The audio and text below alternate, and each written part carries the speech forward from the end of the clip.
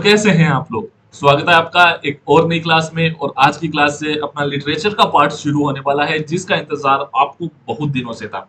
आज अपन पढ़ने वाले हैं लिटरेरी टर्म, जिसको लिटरेरी डिवाइस भी कहते हैं, लिटरेरी टूल भी कहते हैं, क्योंकि ये कुछ ऐसे साधन होते हैं जो आपकी लैंग्वेज को और बेहतर बनाते हैं, ड्रामेटिक इफेक्ट देते हैं और आपकी भावनाओं को और अच्छे से उजागर करते हैं या दूसरों को बताने की कोशिश करते हैं। जी हाँ, मैं बात कर रहा हूँ सिम्बली की, मेटाफोर की, आयरनी की, पर्सोनिफिकेशन की, ठीक है, एलिट्रेशन की, इन सारे टूल्स की। अपन आज की क्लास में 20 से ज्यादा लिटरेरी टर्म्स पढ़ने वाले हैं, तो अपना सीट बेल्ट बांध के रखिए, क्योंकि इस क्लास में कुछ भी हो सकेगा, लेकिन आप बोर नहीं होगे, इसकी गारंटी मैं लेता हूँ। तो चलिए शुरू करते हैं बिना किसी देरी के साथ।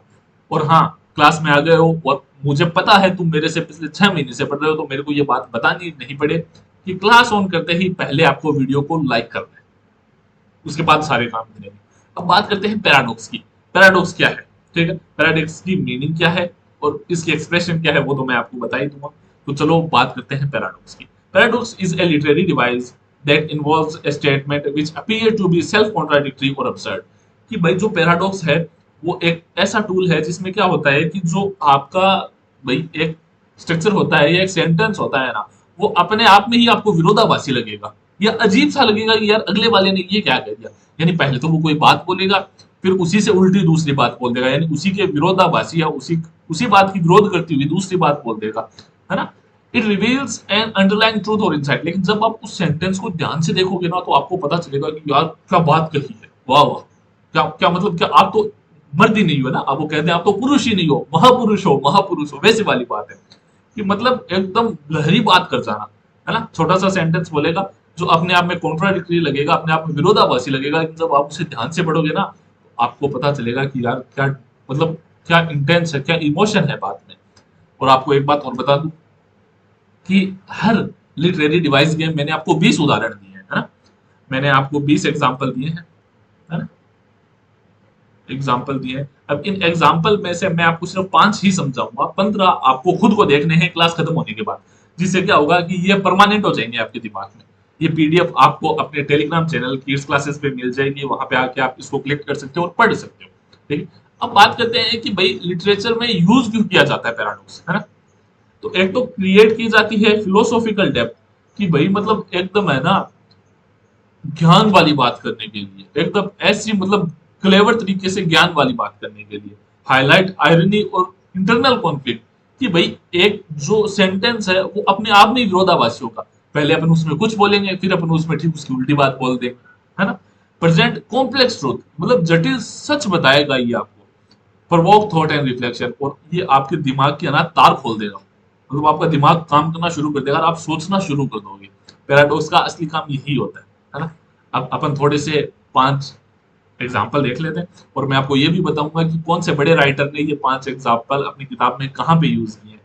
मैंने मेहनत पूरी की है, बस आप पढ़ लो। ठीक है, तो पहला है अपना, I must be cruel to be kind, है ना।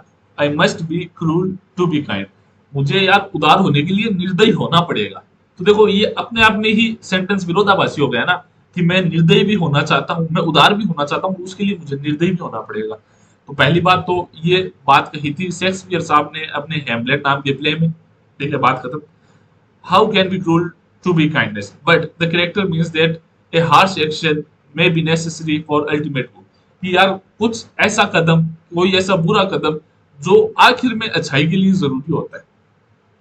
जैसे उदाहरण के तौर पे मैं आपको एक स्टोरी सुनाता हूँ मोजेस की, है ना, जो यहूदियों के, ईसाइयों के और मुस्लिम्स के तीनों के प्रोफेट माने जाते हैं, है ना। मोजेस, जिसे मुसलमान मूसा कहते हैं, है ना, मूसा।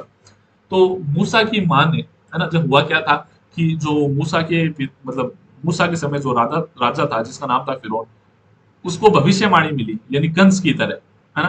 कंस की तरह उसको भविष्यवाणी मिली कि भाई तेरी ही प्रजा में से एक बच्चा पैदा होगा जो तेरा एंड में खात्मा कर देगा। तो जो फिरौन था उसने क्या करना शुरू कर दिया, अपनी मतलब प्रजा के जितने भी लड़के थे ना उनको मरवाना शुरू कर दिया। अब जब मूसा की माँ के मूसा हुए, है ना, पीस बी अपॉन हिम, जब मूसा हुए, तो अब उनकी माँ डर गई कि यार मैं अपने बच्चे को कैसे बचाऊं, क्योंकि अभी सैनिक आएंगे, किसी को पता चल गया कि इसके लड़का हुआ है, तो आके सैनिक इस लड़के को मार देंगे। तो फिर ऊपर से मतलब भविष्यवाणी हुई या देववाणी हुई, भविष्यवाणी तो नहीं कर सकते, आकाशवाणी हुई है ना, आकाश से उनके पास मैसेज आया कि आप इस बच्चे को एक छाबड़ी में डाल के समुद्र मतलब नदी थी उसमें छोड़ दो, जो नील नदी थी ना उस समय उसमें छोड़ दो। तो अब माँ थी बेचारी, अपने बच्चे को नहीं छोड़ सकती थी, लेकिन फिर भी जैसे तैसे करके ना उन्होंने उस बच्चे को उस छाबड़ी में छोड़ा, और वो बच्चा बह के फिरौन के घर ही चला गया। यानी फिरौन की बीवी थी, वो एक नदी के पास थी, उस बीवी ने उसे उठा लिया। ठीक है। अब फिरौन ने क्या किया कि फिरौन ने उसे अपना बच्चा समझ के पाल लिया। तो जो माँ अपनी बच्चे की सेफ्टी के लिए डर रही थी, अब वो राज्य के सबसे सेफ घर में था। तो उसकी माँ ने पहले एक कठोर कदम उठाया ताकि उसकी बच्चे की जिंदगी है वो अल्टीमेट गुड बन जाए, है ना। तो ये है इसका उदाहरण। अब मैं आपको हर उदाहरण के पीछे स्टोरी नहीं सुनाने वाला, ये ऐसे ये क्लास बहुत लंबी हो जाएगी, है ना। The child is the father of the man, कि बच्चा होता है वो मानव जाति का पिता होता है। तो देखो बच्चा भी है पिता भी है, ये सेंटेंस हो गया ना अपने आप में कॉन्ट्राडिक्टरी। एक ही सेंटेंस में दो विरोधाभासी बातें हो गई, लेकिन असल में कहने का मतलब ये है कि एक बच्चा है, उसका जैसे विचार होंगे, जैसे ही मतलब उसकी थॉट प्रोसेस होगी, या जैसे उसको संस्कार मिले हैं, वही आगे जाके मानव जाति के लीडर बनेंगे, है ना। जैसे मान लो नरेंद्र मोदी भी तो कभी बच्चे थे, तो उनकी जो बचपन में विचारधारा थी वो थी, वही तो आज पूरे देश को इफेक्ट कर रही है। तो वही है कि जो बच्चा है ना, जो बच्चा, वही आगे जाके लीडर बनेगा, वही आगे जाके बड़ा बनेगा। तो जैसी विचारधारा उसकी बचपन में है वैसी उसकी बड़ी होके रहेगी, और वही पूरी दुनिया को इफेक्ट करेगी। इसीलिए कहा गया है कि बच्चा है वो मानव जाति का पिता है ना। लेस इज मोर कहा गया, लेस इज मोर, ये कॉमन सेइंग है, बहुत ही आम है, but suggest that simply often leads to greater impact और ब्यूटी, कि थोड़ी सी चीज है ना वो बड़ा काम कर जाती है। लेस इज मोर, थोड़ी सी चीज बड़ा काम कर जाती है। पांचवा देख लेते हैं, है ना। The only constant is change, है ना, कि सिर्फ एक ही बात परमानेंट है, वो है बदलाव। अब देखो अपने आप में ही वो कॉन्ट्राडिक्टरी बात हो गई ना, कि अपन एक तो बोल रहे हैं कि सिर्फ ओनली परमानेंट चीज क्या है, बदलाव। The only constant thing is change, कि एक ही पर दुनिया में एक ही चीज परमानेंट है कि बदलाव होगा। आज आप किसी इंसान से मतलब बात कर रहे हो वो भी वैसा नहीं रहेगा, आज आपने एक नया फोन लिया है वो भी कल वैसा नहीं रहेगा।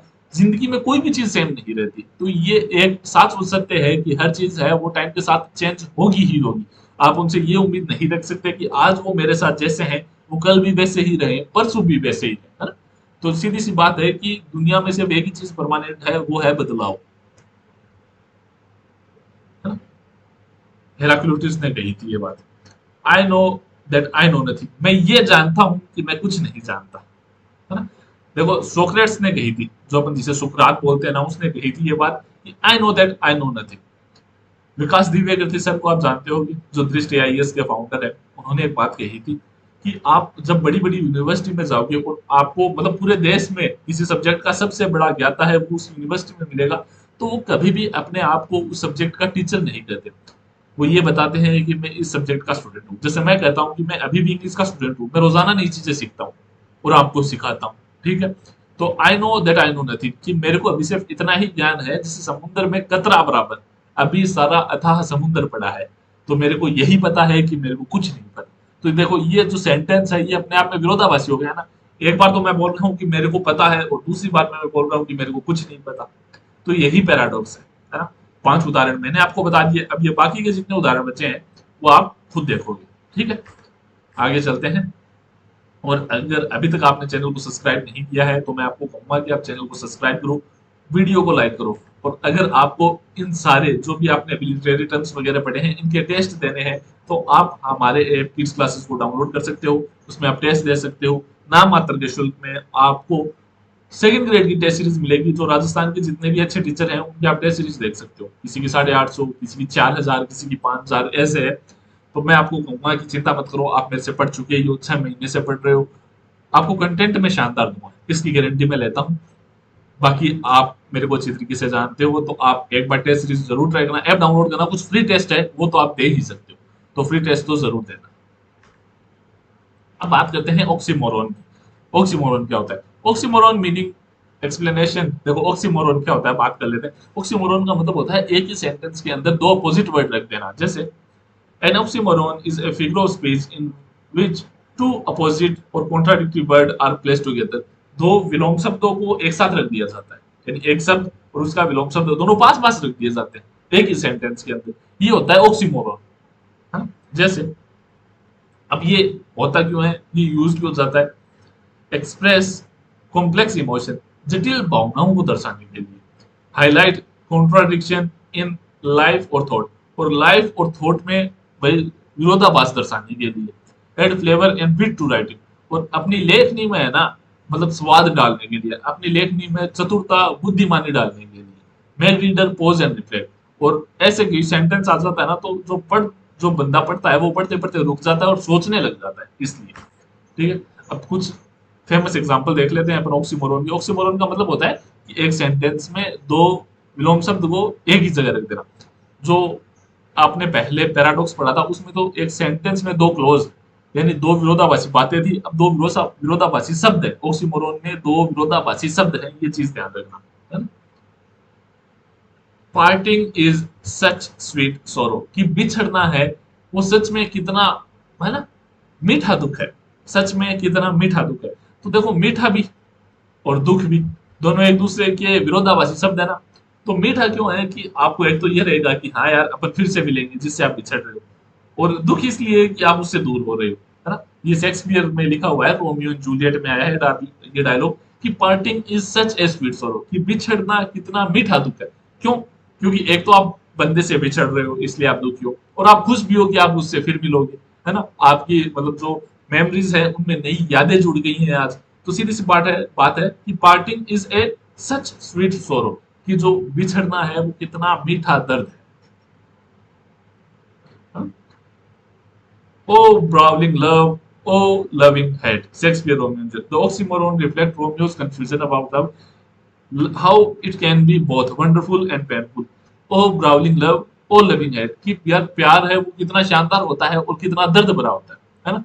क्यों? क्योंकि जब रोमियो और जूलियट को शुरू शुरू में प्यार होता है तो वो बहुत खुश होते हैं, तो प्यार बहुत ही शानदार होता है। लेकिन जब उनकी बिछड़ने की बारी आती है तो वही प्यार है वो दर्द में बदल जाता है। तो प्यार दो चीजें हो सकती है ना? शानदार भी और दर्दनाक भी। डेफनिंग साइलेंस, अब यहां भी देखो कि दो विरोधाभासी शब्द पास पास रख दिए गए हैं। डेफनिंग साइलेंट का मतलब है बहरा कर देने वाली शांति, है ना? बहरा कर देने वाली शांति। जैसे कि मान लो आपके कान में कोई आवाज नहीं आ रही, सू सा हूं हा, मान लो कोई भी आवाज नहीं है, पंखा चल रहा है, मतलब कोई भी आवाज नहीं, एकदम चुप सन्नाटा। तो वो डरावना होता है, वो अजीब होता है वो सन्नाटा, आप डरते हो उस सन्नाटे से। और वो सन्नाटा मतलब ऑकवर्ड होता है, तो आपको ऐसा लगता है कि आप यार इस सन्नाटे से बह रहे हो जाओगे। तो तभी आप बोलते हो कि डेफनिंग साइलेंस, है ना? कि मतलब एब्सेंस ऑफ साउंड की मतलब इतना पावरफुल शांति कि आप कुछ नहीं सुन रहे, मतलब कोई एक हल्की फुल्की किसी के पंख फड़फड़ाने की भी आवाज नहीं आ रही, इतनी शांति। वो क्या होती है? Deafening silence. और ये शांति कब होती है? जब कभी कभी आप गांव में या कभी सो रहे होते हो कहीं पे और अचानक लाइट चली जाए चारों तरफ, कूलर पंखे सभी की आवाज खत्म हो जाए, आपके आसपास मच्छर भी नहीं है।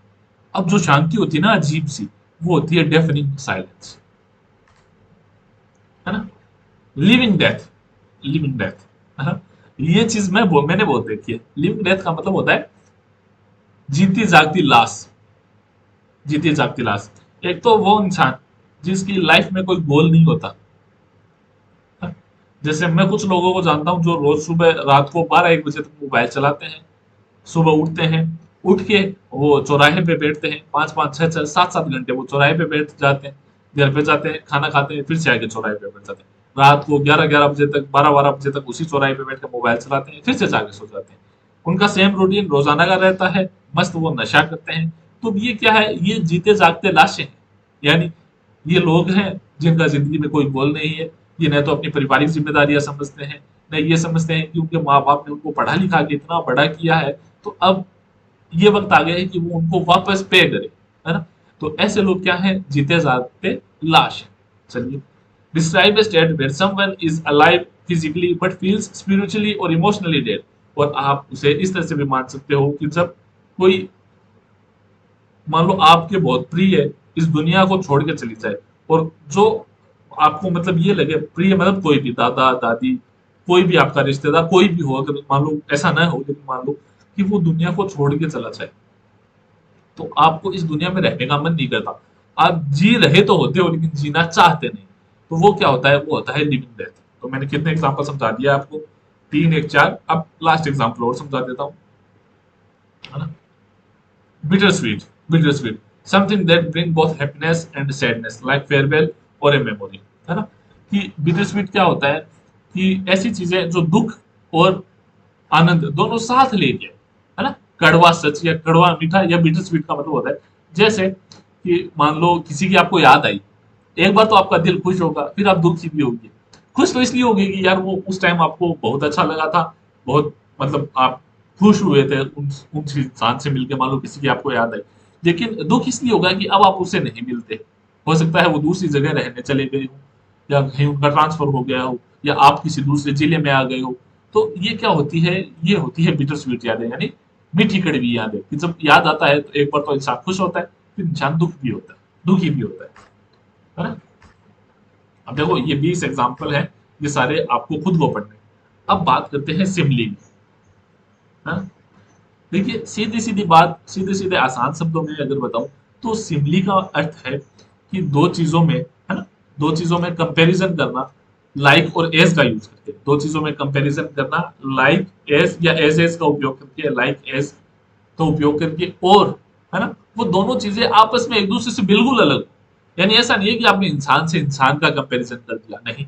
मान लो अगर आपने इंसान से घोड़े का कंपैरिजन कर दिया तो अपन मान सकते हैं कि वहां पे सिमली है। लेकिन इंसान का इंसान से, घर का घर से, घड़ी का घड़ी से, सड़क का सड़क से अगर आपने कंपैरिजन कर दिया, तो वो सिर्फ कंपैरिजन होगा, सिमली नहीं होगी। सिमली तभी होगी जब दोनों चीजें आपस में एकदम डिफरेंट हो, लाइक और एज का प्रयोग किया हुआ हो। जैसे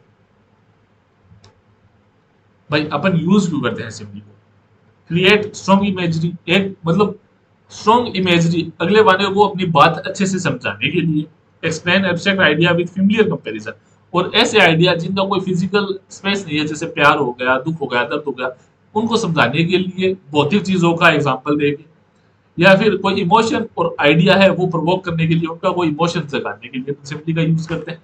जैसे my love is like a red red rose, जो मेरा प्यार है वो लाल लाल गुलाब की तरह है ना। तो my love is like a red red rose. अब ये लाइन किसने कही थी, ये लाइन कही थी रॉबर्ट बर्न्स ने। किसने, रॉबर्ट बर्न्स ने कही थी ये लाइन, है ना। अब उन्होंने अपने प्यार का, माई लव का मतलब है कि जो मेरी प्रियतम है ना, जो मेरी प्रियसी है, वो क्या है, लाल गुलाब के फूलों की तरह। तो देखो माई लव यानी मेरा प्यार, अब ये क्या है, अलग चीज है।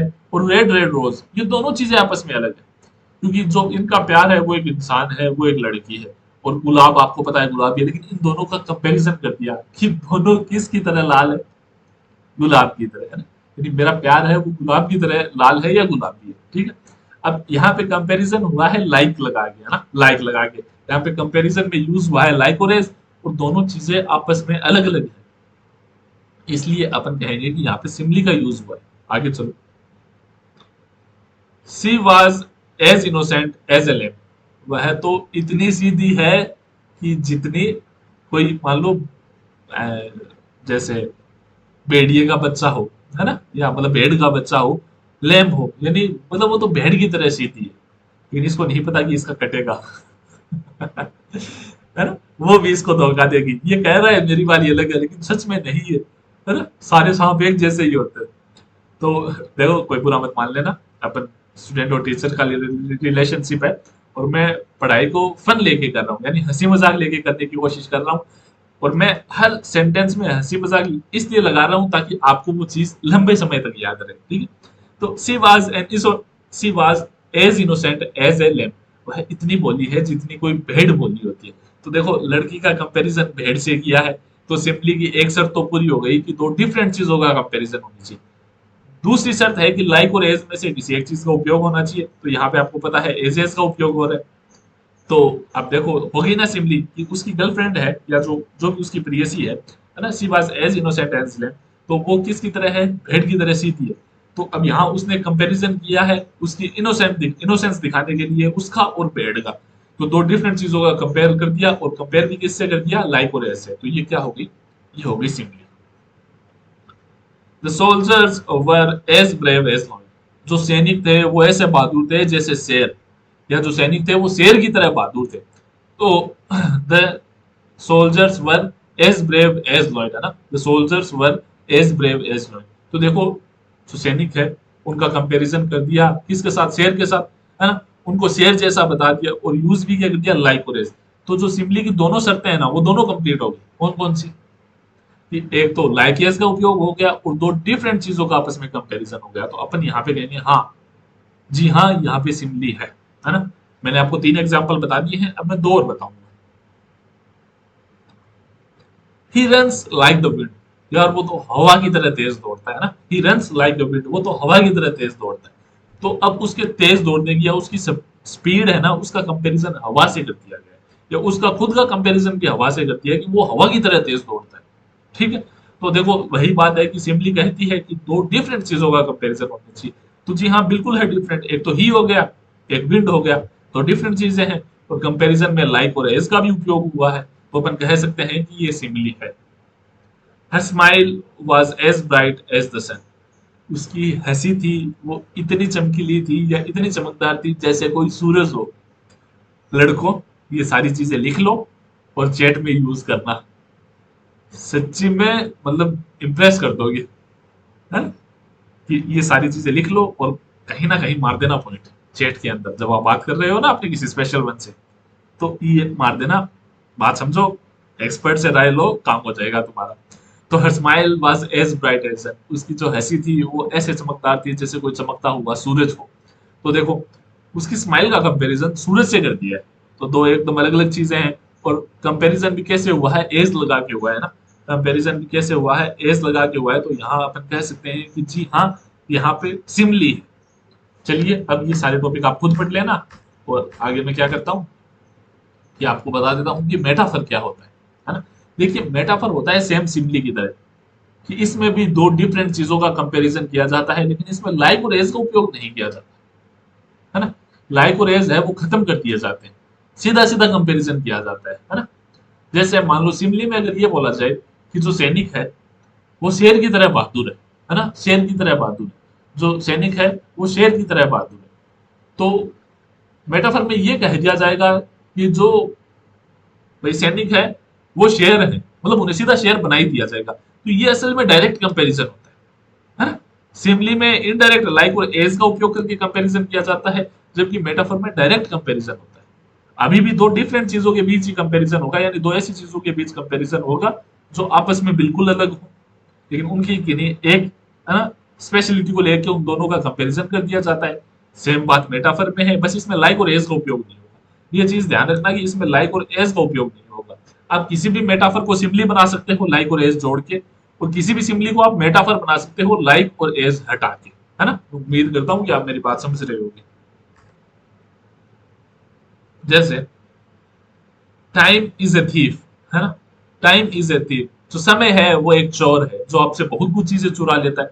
आपकी जवानी, आपकी मतलब एक्टिवनेस, और आपका बहुत कुछ भाई, आपकी मतलब जितनी भी मतलब आपकी खुशियां हैं, मान लो कोई आपका स्पेशल वन था जो अब इस दुनिया में नहीं रहा, तो समय ने चुरा लिया इसे। तो टाइम है वो एक चोर है। तो आप इसे ऐसे भी तो लिख सकते थे कि time is like a thief, है ना। Time is like a thief, कि जो समय है वो चोर जैसा है। तो यही है, वही बात है कि अगर आप इसमें लाइक लगा दो, है ना, तो ये सिमली बन जाएगा। अब इसमें लाइक नहीं है तो ये क्या है, ये मेटाफर है। इसमें लाइक नहीं है तो ये क्या हो गया, ये मेटाफर हो गया। इस बात का ध्यान रखना। ऑल द वर्ड्स स्टेज, है ना, सारी दुनिया है वो एक स्टेज है ना। और जितने भी आदमी और औरत है वो सिर्फ प्लेयर मात्र है, या वो सिर्फ परफॉर्मेंस करता मात्र है ना, जो भाई परफॉर्म करते हैं वो है। ये बात कही थी शेक्सपियर ने कि all the words is a stage, सारी दुनिया है वो सिर्फ एक स्टेज है। तो सीधी सी बात है कि शेक्सपियर ने ऐसे नहीं कहा कि all the word is like a stage, like और एज का प्रयोग नहीं किया, क्योंकि लाइक और एज का प्रयोग करता तो ये सिमली हो जाती, लेकिन ये असल में सिमली नहीं है, क्योंकि यहाँ पे लाइक और एज का प्रयोग नहीं है। इस चीज को बहुत स्पेशली ध्यान रखना कि आप सिमली और मेटाफर में कंफ्यूज ना हो जाओ। लाइक और एज का प्रयोग नहीं है इसमें, बाकी सेम सिमली होगा, बस लाइक और एज का प्रयोग नहीं होगा। दो डिफरेंट चीज है, कि सारी दुनिया को किससे कंपेयर कर दिया, स्टेज से कंपेयर कर दिया, जो दो बिल्कुल अलग अलग चीजें हैं। He has a heart of stone, उसका दिल है वो पत्थर का है ना।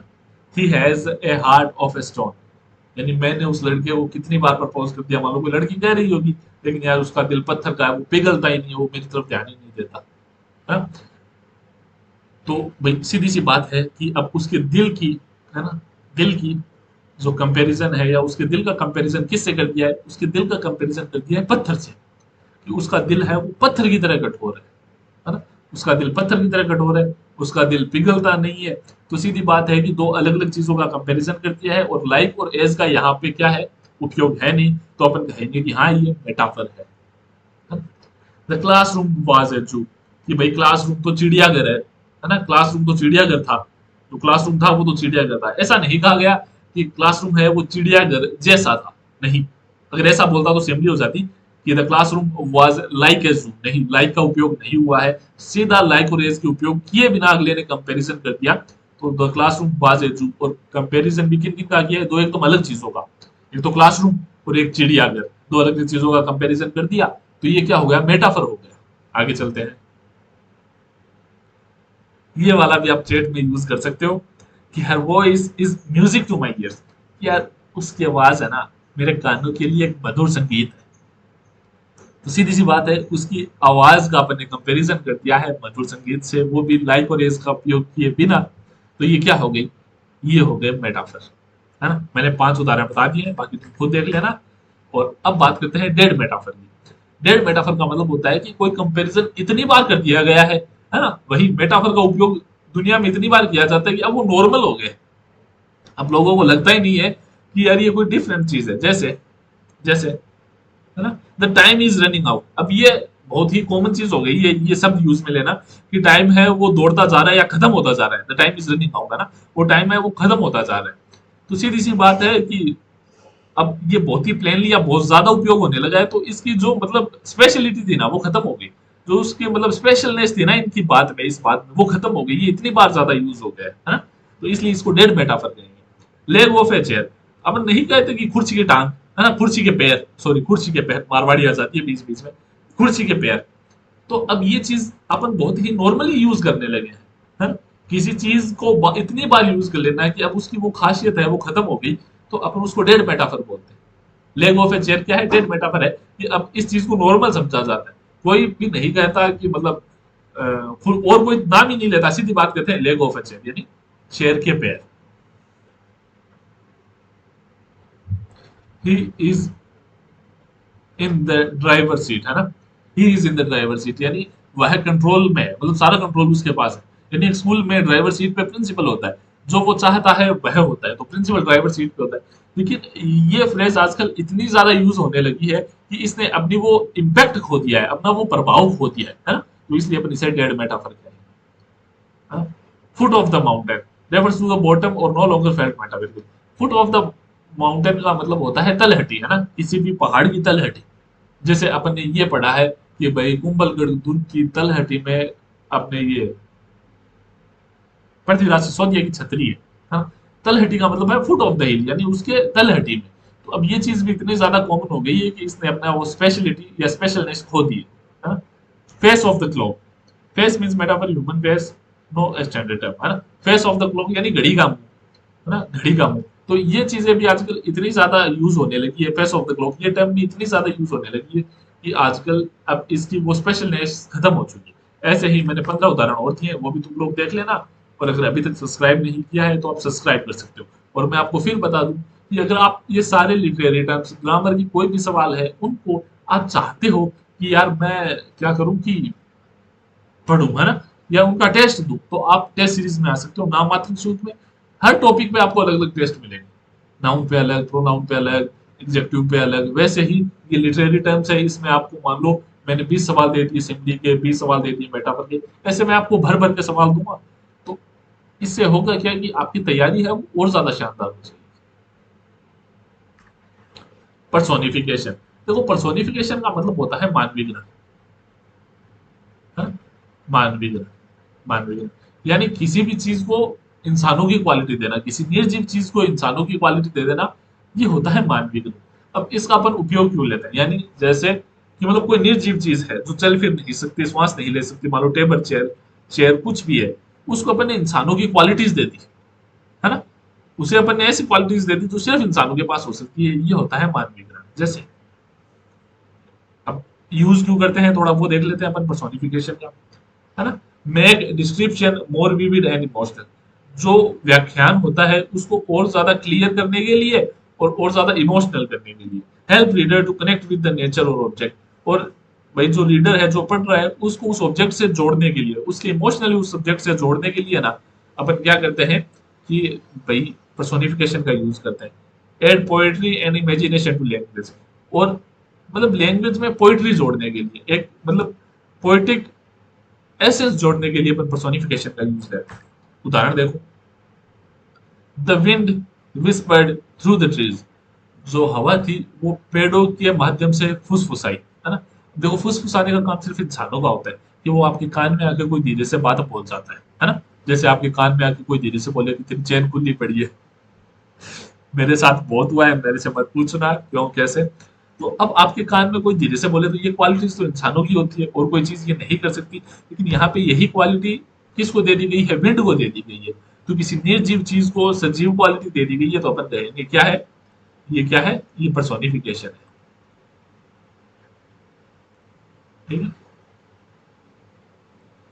आगे चलते हैं। The sun smiled down to us, जो सूर्य है वो हमारी ओर हंसा। तो देखो सीधी सी बात है, हंसता कौन है, हंसता है वो इंसान हंसता है। लेकिन यहाँ पे ये कहना चाहता है कि सूर्य और तेजी से चमका, या सूर्य और खिल के चमका, है ना, सूरज बहुत खिल रहा था उस दिन, या बहुत ज्यादा चमक रहा था। तो the sun smile down at us, तो सूरज बहुत ज्यादा चमक रहा था। तो इस बात को बताने के लिए उन्होंने कह दिया कि सूरज हम पे हंस रहा था, है ना? या हम पे हंसा सूरज, हमारी ओर स्माइल दी सूरज ने। तो जो सूरज है उसको इंसानी क्वालिटीज दे दी गई, क्योंकि स्माइल सिर्फ इंसान कर सकते हैं, है ना। तो ये क्या हो गया, पर्सोनिफिकेशन हो गया। टाइम फ्लाइज, कि यार समय है वो उड़ जाता है, समय उड़ता है, समय मतलब जल्दी जल्दी निकल जाता है। तो समय की ये क्वालिटी बताने के लिए कि समय बहुत तेजी से उड़ता है, उसे एक क्वालिटी दे दी गई है सजीव जीव की, है ना। कि जैसे मान लो चिड़िया उड़ती है या एरोप्लेन उड़ता है। अब ये किसकी है, ये इंसानी क्वालिटी, मतलब ये एक तरह से ये मान लो कि सजीव की क्वालिटी, सजीव क्वालिटी निर्जीव चीज को दे दी गई कि जैसे चिड़िया उड़ती है। अब ये क्वालिटी है किसी सजीव चीज की, ये दे दी गई है टाइम को, जो अपने आप में एक एब्स्ट्रैक्ट कॉन्सेप्ट है। एब्स्ट्रैक्ट कॉन्सेप्ट का मतलब क्या है कि ये मतलब इसका कोई भौतिक स्वरूप नहीं है, लेकिन फिर भी अपन इसको ऐसी क्वालिटी दे दी कि यार समय उड़ता है। तो ये यहाँ पे पर्सोनिफिकेशन होगी। The moon dance across the water, जैसे मान लो पानी है ना। अब पानी में चांद की परछाई पड़ रही है, आपने पानी में कुछ गिरा दिया तो पानी हिला ना, तो चांद ऐसे लग रहा है जैसे नाच रहा है।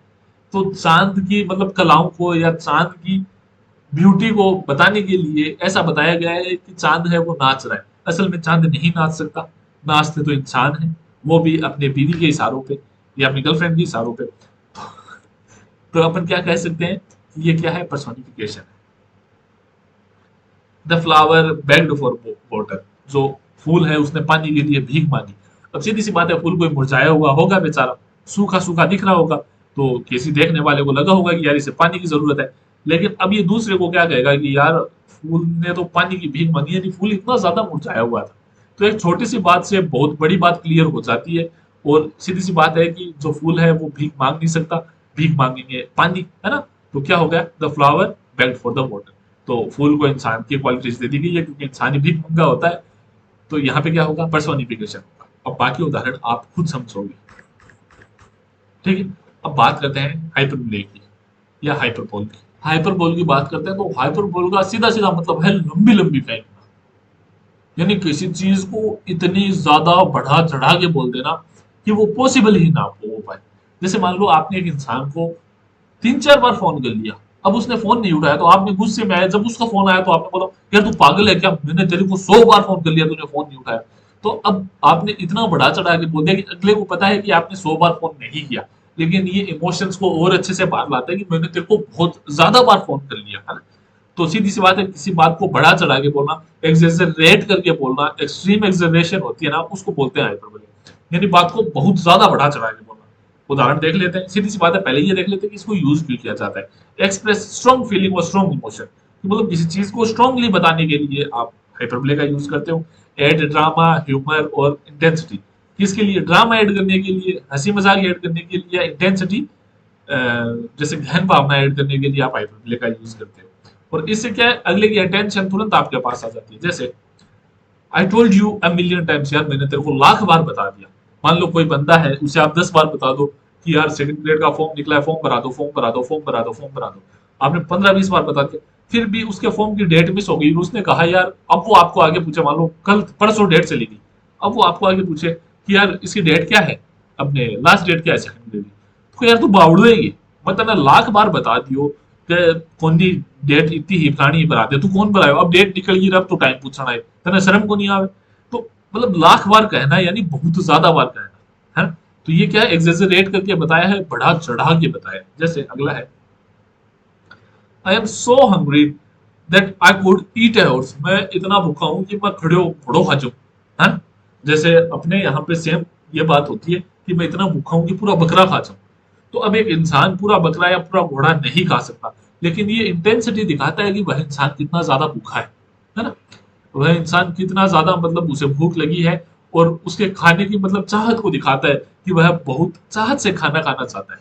तो इस बात को बढ़ा चढ़ा के बोलना है, वो ये चीज बताता है कि कोई इंसान को उस चीज की कितनी जरूरत है। आगे चलते हैं, the bag weighs a ton, जो बैग है वो तो यार, इस बैग का वजन तो एक टन है। मान लो आपने कोई बैग उठाया, वो बहुत ज्यादा भारी है, और थे वो खोटी नींद का, ठीक है, थे वो लेजी, अभी बैग उठाना था, हम जोर आ रहे है ना। जब मान लो किसी ने पूछा कि तेरे हालत ही क्या हो रही है, भाई साहब ये बैग में तो 1 ही टन वजन है, यानी 1 टन वजन है यार, बहुत भारी बैग है।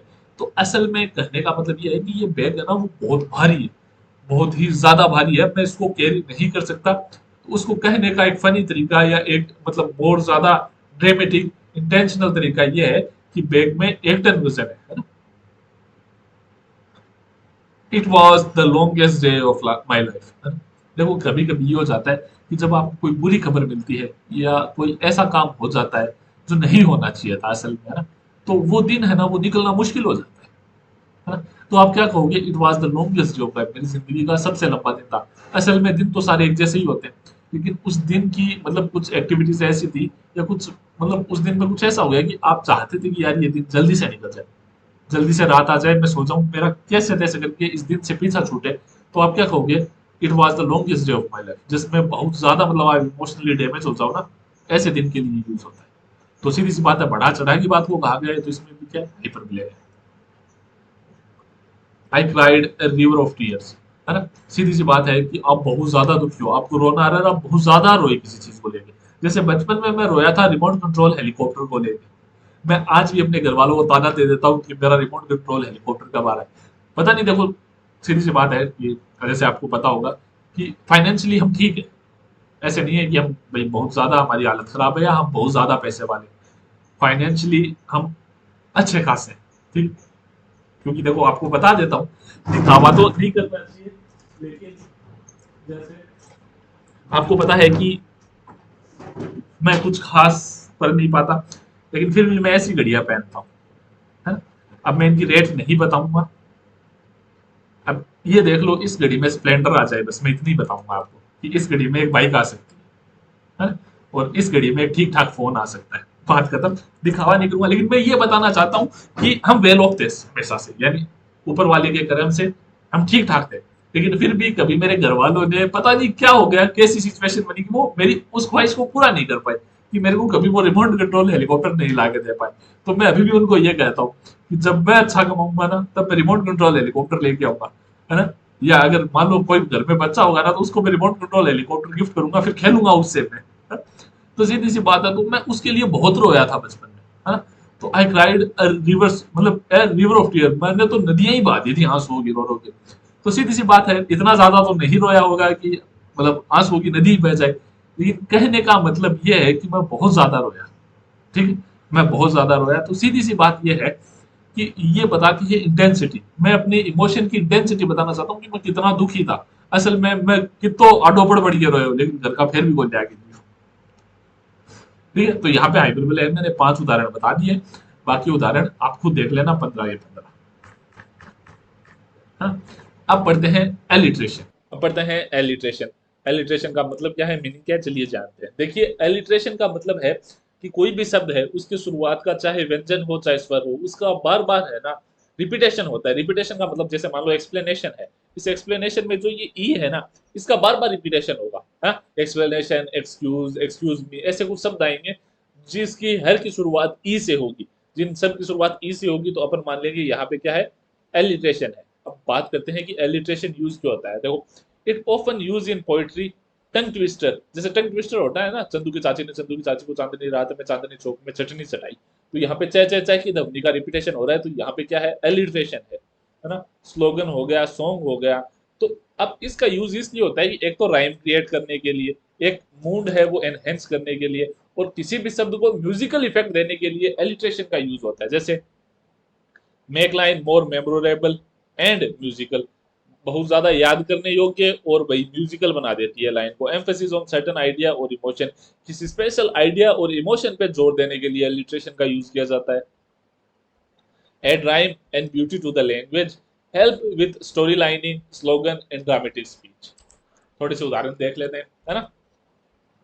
Peter Piper picked a pack of pickled peppers, है ना। तो सीधी सी बात है, इनका मतलब जानने की जरूरत नहीं है, आपको सिर्फ इतना ध्यान देना है कि यहाँ पे हर शब्द की शुरुआत पी से हो रही है। Peter Piper picked a pack of pickled papers, P की शुरुआत हो रही है, हर बार पी से कोई शब्द शुरू हो रहा है, रिपीटेशन हो रहा है पी की ध्वनि का, तो अपन क्या मानेंगे, यहाँ पे क्या है, एलिट्रेशन। ठीक है, आगे देखो। She sells, she sells by the seashore, है ना। Seashell, she sells by the seashore, तो यहाँ पे एस की ध्वनि है वो बार बार में रिपीट हो रही है। जो एस की ध्वनि है वो बार बार में रिपीट हो रही है, तो अपन कह देंगे कि यहाँ पे क्या है, यहाँ पे एलिट्रेशन है। आगे चलते हैं। The wild wind whisk to the west, तो सीधी सी बात है, डब्लू। ठीक है, डब्लू डब्लू डब्लू, तो यहाँ पे क्या होगा, एलिट्रेशन होगा। अब आप पूछोगे कि सर कम से कम कितनी बार रिपीटेशन होना चाहिए, तो देखो अगर कोई ध्वनि 2 बार भी आ गई ना, तो अपन एलिट्रेशन मान लेंगे।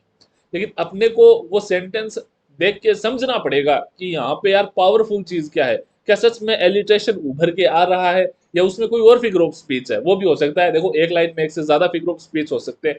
तो अब आप ये कह दोगे कि सर अगर परीक्षा में मान लो कोई ऐसा पर्सन आ जाए जिसमें एक ही लाइन में एक से ज्यादा फिगर ऑफ स्पीच हो, तो हम कैसे चुनेंगे। तो आप उस सेंटेंस को इस तरफ से पढ़ना शुरू करना, जो फिगर ऑफ स्पीच आपको पहले टकराए वो उत्तर होगा, है ना। आगे चलते हैं। विस्परिंग विंड वर्ल्डर्ड वेस्टवर्ड, तो सीधी सी बात है, यहाँ भी डब्लू डब्लू डब्लू का रिपीटेशन हो रहा है, तो अपन कह देंगे यहाँ भी एलिट्रेशन है। अपन ने 4 कर लिए, मैं आपको एक और बताऊंगा, बाकी के 15 आप खुद देखना। The big bad bear bored the baby bunny, है ना। तो क्या हो गया, बै बै बै बै बै बै, तो जब बी की ध्वनि बार बार रिपीट हो रही है, तो अपन कह देंगे यहाँ पे एलिट्रेशन है। देखिए बहुत आसान चीजें हैं, बस आपको कॉन्फिडेंस होना चाहिए। आगे चलते हैं, बाकी खुद आप कर ही लोगे, इतने शाणे हो। अब देखो, एक तो होता है एलिट्रेशन और एक होता है रिपीटेशन। अब कहोगे सर इनमें अंतर क्या होता है, एलिट्रेशन में भी तो एक ही ध्वनि का रिपीट हो रहा था। लेकिन सब्र करो, थोड़ा शांत रहो, मैं बता दूंगा, इसीलिए तो बैठा हूँ। Repetition is a literary device, a word, A phrase और ए idea is repeated.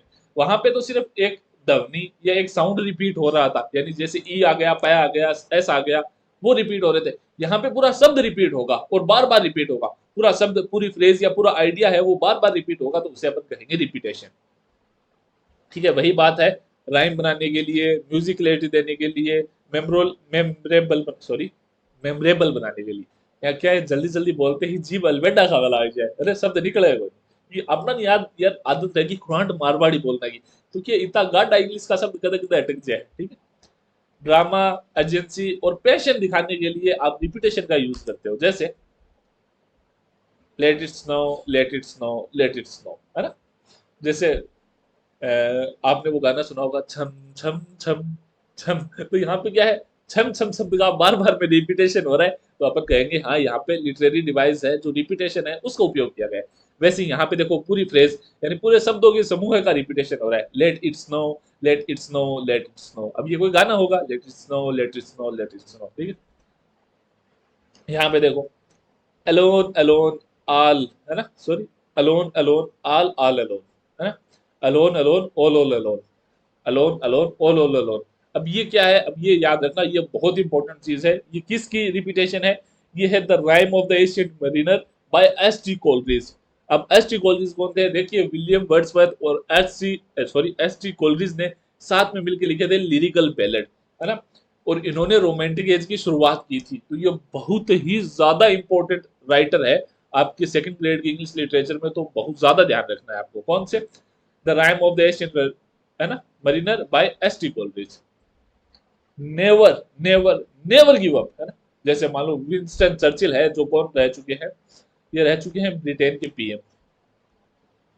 Winston Churchill हमारी भारत की आजादी के समय यही भाई साहब पीएम थे। तो विंस्टन चर्चिल है ना, तो never never never give up, तो ये उनका है। ओ कैप्टन, माय कैप्टन, और our fearful trip is done. O captain, मेरे कैप्टन, हमारी फियरफुल जो ट्रिप थी वो खत्म हो गई। तो ओ कैप्टन, माय कैप्टन, तो यहाँ पे कैप्टन सब बार बार रिपीट हो रहा है, तो अपन कह देंगे यहाँ पे रिपीटेशन है ना। आई हैव ए ड्रीम, है ना, I have a dream, I have a dream, ये बार बार रिपीट हुआ है। ये कहाँ पे? मार्टिन लूथर किंग जूनियर, यानी मार्टिन लूथर किंग का जो बेटा था उसने किया था, ये लिखा था, है ना। मार्टिन लूथर किंग कौन थे? जिन्होंने रिफॉर्म की शुरुआत की थी, जिन्होंने किताब लिखी थी द 95 थीसिस। ये भी याद रखनी है आपको, ये भी आपके सवाल आएगा कि द 95 थीसिस किसने लिखी थी, है ना। द 95 थीसिस, द 95 थीसिस, ठीक है। थीसिस किसने लिखी? तो मार्टिन लूथर किंग ने लिखी थी। ये चीज ध्यान रखनी है आपको। इन्होंने सबसे पहले धर्म को ललकारा था। जो ब्रिटेन में जो चर्च का जो लफड़ा चल रहा था ना, उनके सामने सबसे पहले खड़े हुए थे द मार्टिन लूथर किंग। देखो, वाटर वाटर एवरीवेयर, है ना, not any drop to drink, ये कोलरिज ने लिखा है। ये भी उसके वो वही होगी, है ना। The rhyme of the Asian mariners में है, एस टी कोलरिज साहब ने लिखा है कि आप समुद्र के बीच में होते हो, चारों तरफ पानी ही पानी होता है, लेकिन आप पी एक बूंद भी नहीं सकते। तो देखो, वाटर वाटर शब्द की बार बार रिपीटेशन हो रहा है, तो अपन मान लेंगे कि ये क्या है, ये है रिपीटेशन। आगे चलते हैं, बाकी आप देख लेना, सब्सक्राइब कर लेना अभी तक नहीं किया है। चलो आगे चलते हैं। एंटीथीसिस, ये क्या होता है? देखो, ये नई चीज है ना। एंटीथीसिस एक नई चीज है, तो आराम से समझेंगे, आराम से समझते हैं, थोड़ा सा मैं भी रिलैक्स हो जाता हूँ। Antithesis, antithesis is a rhetorical or literary device in which two opposite or contrasting ideas are placed side by side, ठीक है, in a sentence or a phrase to create sharp contrast। कि दो contrast idea, यानी दो विरोधाभासी idea है ना, वो एक साथ रख दिए जाते हैं।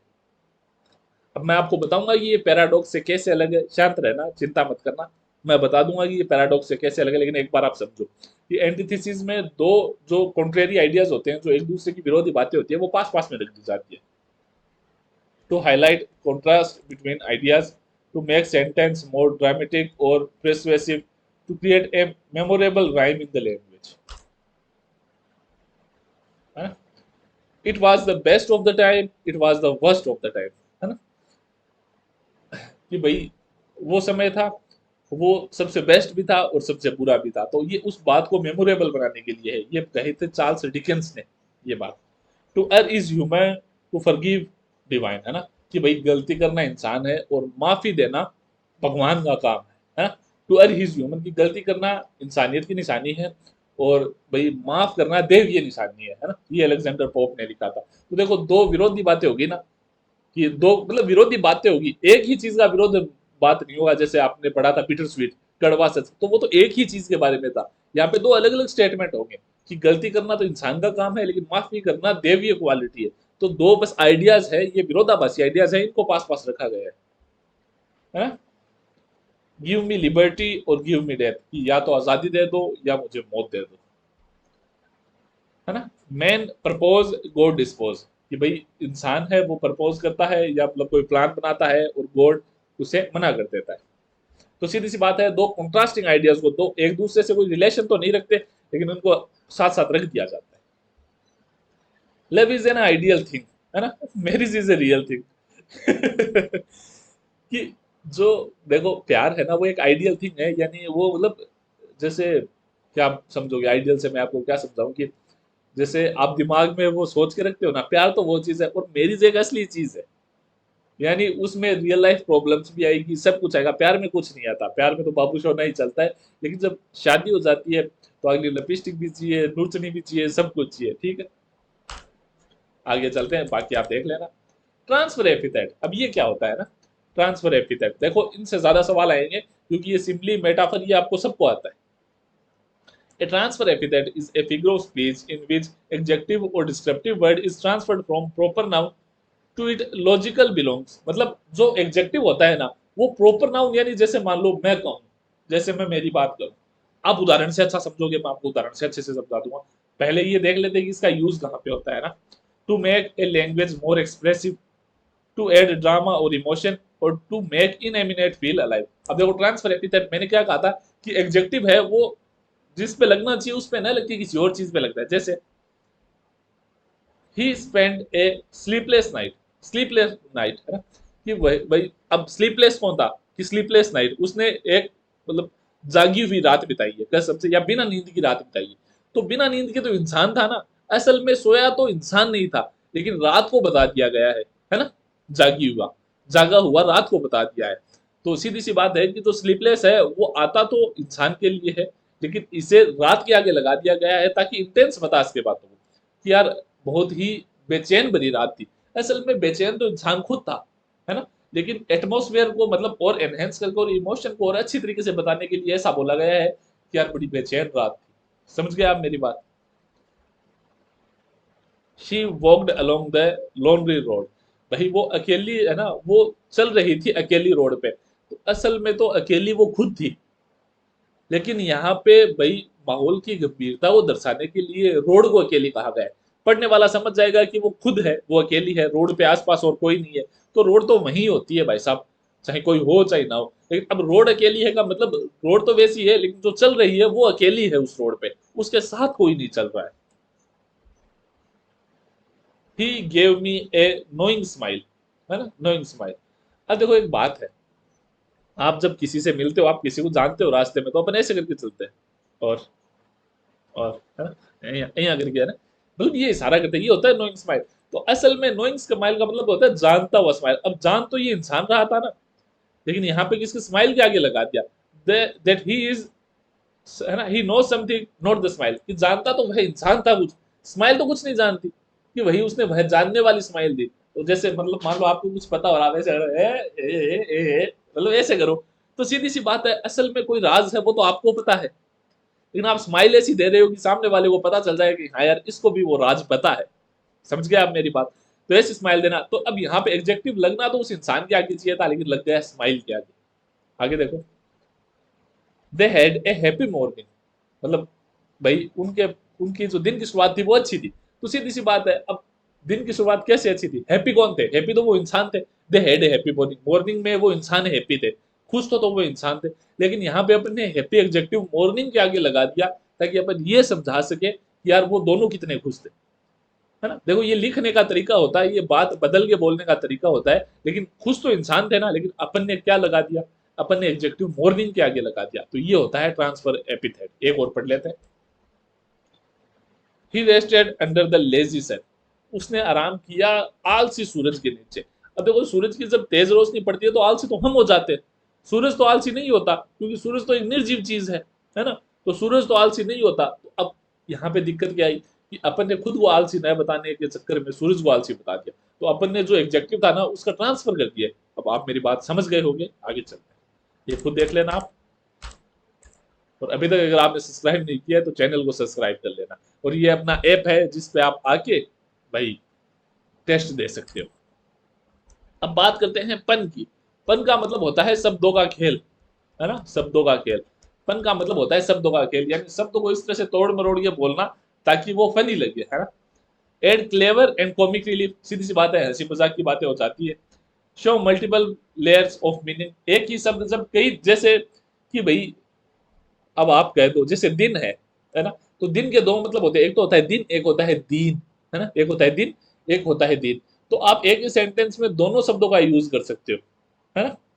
आप पर बोल सकते हैं कि बेचारे दीन के दिन खराब चल रहे हैं। अब देखो शब्दों का हेरफेर है ना, सुनने में भी इंटरेस्टिंग लगता है, क्योंकि दीन का मतलब तो होता है गरीब और दिन का मतलब होता है दिन, तो अपन बोल सकते हैं बेचारे दीन के दिन खराब चल रहे हैं। आप मेरी बात समझ गए, शब्दों का खेल, है ना, शब्दों का खेल। Engage the reader's mind in word play, word play होता है, जैसे देखो, है ना, time flies like a arrow, fruit flies like a banana. ठीक है, अब देखो टाइम फ्लाइज लाइक एरो, कि जो टाइम है वो उड़ता है एरो की तरह, है ना। यहाँ पे जो लाइक है ना, लाइक, इसका उपयोग, इसका अर्थ है जैसा, कि जो टाइम है वो एरो की जैसे उड़ता है, लेकिन फ्रूट फ्लाइज लाइक है बनाना। लेकिन यहाँ पे जो लाइक है ना, इसका मतलब है पसंद। तो यहाँ पे लाइक शब्द के साथ खेला गया है कि टाइम फ्लाइज लाइक एरो और फ्रूट फ्लाइज लाइक है बनाना, कि टाइम तो वही एरो की तरह उड़ता है और जो मक्खी है ना उसको बनाना पसंद है। लेकिन यहाँ पे लाइक शब्द बार बार में रिपीट करके और दोनों बार अलग मीनिंग देके ना उसके अर्थ के साथ थोड़ा खेला गया है ना, यही पन होता है।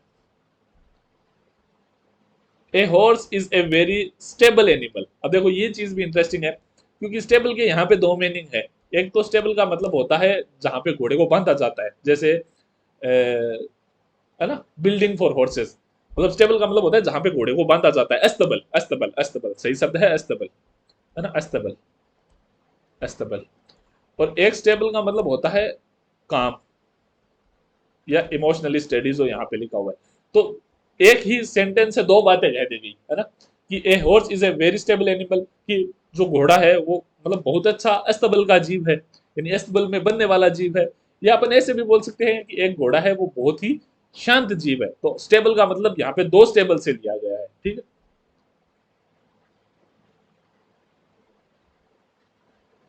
I use to be a baker but I couldn't make enough dough, ठीक है। अब देखो सीधी सी बात है कि यहाँ पे I use to be a baker, मैं एक भाई बेक करने वाला था, जो ब्रेड वगैरह बनाता है वो बेकर था। लेकिन I couldn't make enough dough. अब इनफ डो, यहाँ पे डो का दो मतलब है, एक तो है आटा, है ना, गूंदे हुए आटे को डो बोलते हैं। तो भाई मैं एक बेकर था लेकिन मैं पर्याप्त डो नहीं बना पाया, या तो मैं पर्याप्त आटा नहीं बना पाया। तो एक डो का मतलब होता है मनी, मनी मनी मनी भाई। सलमान खान कहता है ना, मिस्टर मनी भाई के लिए काम करता हूं, वो होता है पैसा। तो यहाँ पे डो के दो मतलब है, तो डो के अर्थ के साथ खेला गया है, ठीक है। Sentence helper are known as subordinate clauses, ठीक है। जो सेंटा के हेल्पर हैं, ठीक है, वो सबऑर्डिनेट क्लोज की तरह जानते हैं। अब देखो सबऑर्डिनेट का मतलब एक तो होता है हेल्पर्स, और एक तो यहाँ पे क्लोज है ना, कि भाई सेंटा का क्लोज है, और दूसरा क्लोज है ग्रामर वाला क्लोज। तो यहाँ पे शब्दों के साथ खेला गया है। The duck said no to the bartender, put it on my bill, है ना। तो भाई जो देखो सीधी सी बात है, बिल का मतलब दो होता है, एक तो बिल वो स्लिप, है ना, या खाता। जैसे आपका कहीं पे खाता चल रहा हो तो अपन बोलते हैं कि वहां पे मेरा बिल चल रहा है, इंग्लिश में उसको बोलते हैं bill, put it on my bill, मेरे बिल में लिख देना, ठीक है। और एक बिल का मतलब होता है चोंच। तो यहाँ पे भाई बतख ने बारटेंडर से कहा कि इसे या तो मेरी चोंच में रख दो या मेरे खाते में रख दो, है ना। तो इस तरह से बिल, बीक का मतलब होता है ना बिल, उसके मतलब के साथ खेला गया है, ठीक है। आगे चलते आप, मैं पेन लेके आता हूँ।